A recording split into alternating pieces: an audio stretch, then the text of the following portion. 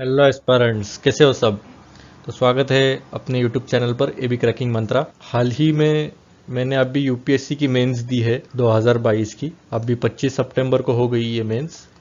तो उसका एक्सपीरियंस कैसा रहा, उसमें क्या गलतियां करते हैं कैंडिडेट्स और मुझे क्या डिफिकल्ट लगा, ये पूरा बताऊंगा मैं इस वीडियो में। तो चलिए स्टार्ट करते हैं वीडियो को। यूपीएससी प्रीलिम्स क्लियर करते हो तो आपको यूपीएससी द्वारा दिया जाता है एक पीडीएफ। उसमें पहले तो सिर्फ रोल नंबर दिया जाता है, उसके बाद रोल नंबर के साथ नाम भी दिया जाता है। अगर कोई कैंडिडेट आपको बोलता रहेगा कि मैं यूपीएससी प्रीलिम क्लियर किया हूँ, तो उसके लिए आपको सिर्फ रोल नंबर जानना बहुत ज़रूरी है। तो रोल नंबर आप जान जाओगे तो आपको समझ जाएगा ये कितना फेक रहा है या सच में हो गया है पास। तो ये पूरा प्रूफ है कि मैं पास हो गया हूँ एक्चुअली में। ठीक है, ये मेरी पहली मेंस थी और हम देखेंगे अभी मैंने क्या क्या इसमें से सीखा है।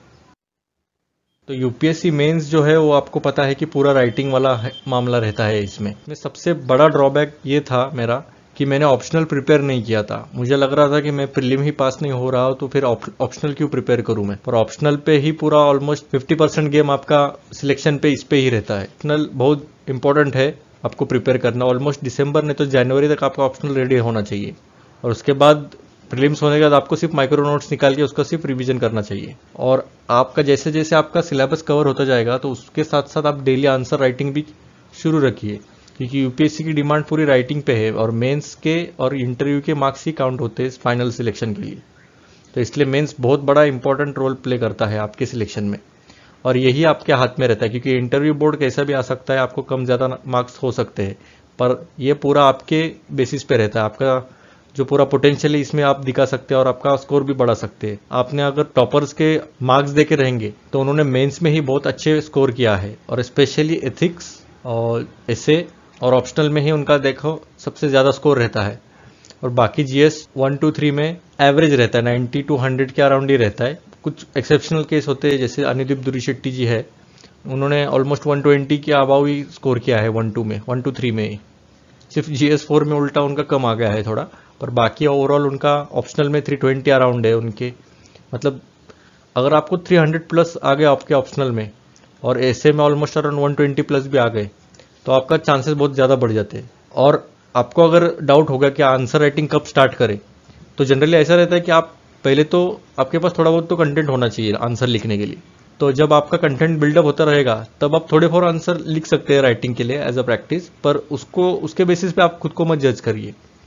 जैसे जैसे आपकी रीडिंग वास्ट होती जाएगी, आपकी अंडरस्टैंडिंग बढ़ेगी ना, तब आप क्वेश्चन सॉल्व करने का कोशिश कीजिए। और लगा तो एक टेस्ट सीरीज लगा लीजिए मेंस के लिए। ऑलमोस्ट एक दिसंबर ने तो जनवरी तक आपके हो जाना चाहिए।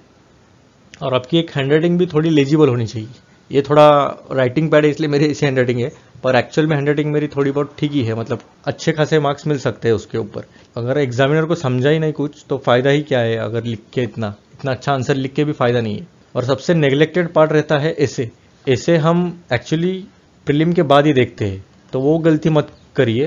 क्योंकि मंथली एक तो ऐसे एटलीस्ट एक ऐसे लिखने की कोशिश कीजिए, क्योंकि ऐसे में उसकी डिमांड अलग रहती है और आपके पास जितना नॉलेज है उसके बेसिस पे आप पूरा ऐसे लिख सकते हो। 1200 वर्ड्स के 2 ऐसे लिख सकते हैं। 1000 से 1200 वर्ड्स के बीच में आपको ऐसे लिखना होता है, तो 2 ऐसे आप आराम से लिख सकते हैं। बस इतना है कि वो जो टॉपिक रहता है उसके सराउंडिंग के आसपास ही रहना चाहिए और टू द पॉइंट ही रहना चाहिए। अभी समझिए, अभी का ऐसे जो था, forest is the best case study for economic excellence. तो इकोनॉमिक एक्सीलेंस और फॉरेस्ट, ये दोनों का कंबाइन करके ही आपको पूरा ऐसे पे पूरा फोकस करना है। इसके आजू बाजू आप जा सकते हैं, जैसे कि फॉरेस्ट का मीनिंग क्या होता है, क्या इसके बारे में हिस्ट्री क्या है, या फिर करंट रिलेवेंस भी दे सकते हैं। जैसे कि अभी के जो अमेजोन फॉरेस्ट फायर्स हो गए उसका करंट रिलेवेंस देके इसको कनेक्ट कर सकते हो। मतलब आपके पास बहुत सारे आइडियाज रहते हैं और उसको कैसे लिखना चाहिए उसके बारे में आपको आगे के वीडियोस में बताऊंगा ही। बस एक जनरल ओवरव्यू बता रहा हूँ कि ऐसे में जनरली क्या होना चाहिए। फिर बाद में आता है एथिक्स पेपर। एथिक्स ऐसा पेपर है जिसमें ज़्यादा प्रिपरेशन की ज़रूरत नहीं है।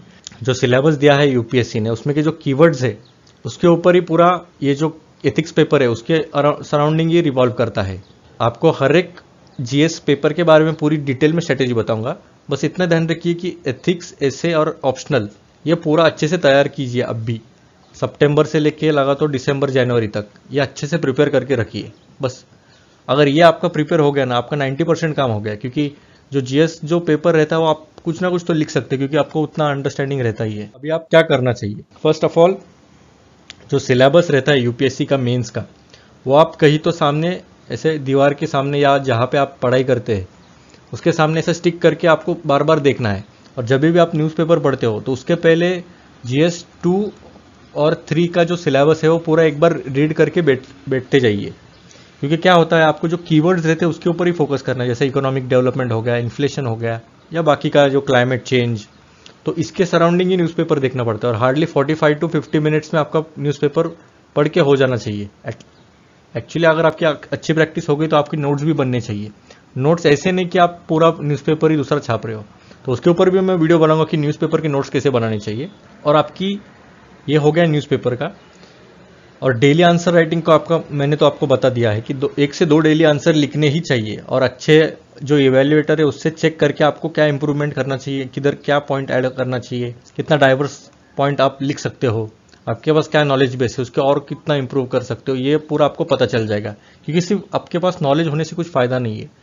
ये नॉलेज का टेस्ट तो है ही, पर आपको प्रेजेंट कैसे करने आ रहा है उस पर पूरा निर्भर करता है। अगर आपके पास नॉलेज है और आपको प्रेजेंट ही नहीं करने आ रहा तो आपको मार्क्स नहीं मिलेंगे। आपके पास कम नॉलेज है पर अच्छा प्रेजेंट करने आ रहा तो आपको उल्टा ज़्यादा मार्क्स मिल सकते हैं। वो डिपेंड करता है आपका नॉलेज बेस कितना है। नॉलेज आपको जनरली जो प्रीलिम पास होते हैं उनके पास नॉलेज तो रहता ही है।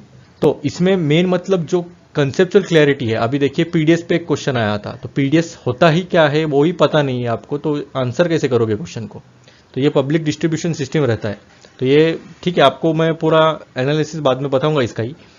पर पीडीएस का पूरा इन्होंने सिलेबस में दिया है GS 3 के अलावा, तो आप पूरा सिलेबस कॉपी चेक कर दीजिए।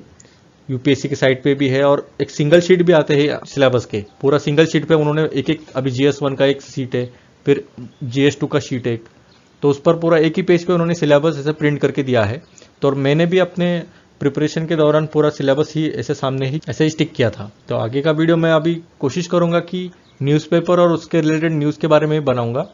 और आणि मराठीची पण सिरीज सुरू राहणार आहे आपली। मराठी आता आय गेस मार्चपर्यंत झालेत आपले, तर एप्रिलपासून ते आत्तापर्यंतचे पूर्ण व्हिडिओ स्टार्ट होतील आपले। आणि और यूपीएससी के भी साइड बाय साइड आते रहेंगे, जैसे कि करंट रिलेटेड मेजरली मैं बनाऊंगा। और सब्जेक्ट के जो स्ट्रैटेजी रहनी चाहिए, क्या स्ट्रैटेजी होनी चाहिए मेंस के लिए, और बाद में जनवरी से लगा तो आपको प्रीलिम्स के लिए भी पूरी डिटेल स्ट्रैटेजी मैं बता दूंगा। और बाद में उसके एनालिसिस भी बताऊंगा कि क्वेश्चन पेपर का एनालिसिस कैसे करना चाहिए। और ऐसे वीडियोस के लिए सब्सक्राइब कर दीजिए। और यूपीएससी के बारे में पूरी मैंने इन्फॉर्मेशन दी है, तो आप एक बार ये आई लिंक पर देख सकते हैं यहाँ पे, और डिस्क्रिप्शन में मैंने दिया है। तो थैंक यू।